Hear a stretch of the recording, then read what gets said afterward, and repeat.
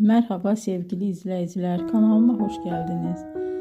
Bugün sizlere Hande Erçel'in kariyerinin yükseliş dönemine kısa bir yolculuk yapacağız. Hande Erçel televizyon dünyasına adım attığında henüz çok gençti. İlk rollerinden sonra asıl büyük çıkışını romantik komedi dizisi Aşk Laftan Anlamaz ile yaptı.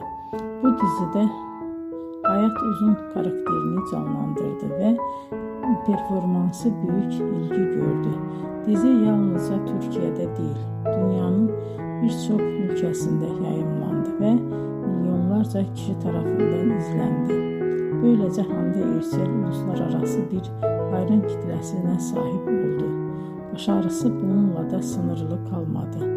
Daha sonra farklı projelerde yer alarak oyunculuk yeteneğini, farklı yönlerini göstermeye devam etti.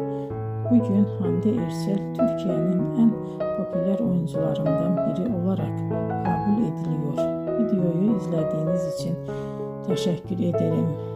Bir sonraki hikayede tekrar görüşmek üzere.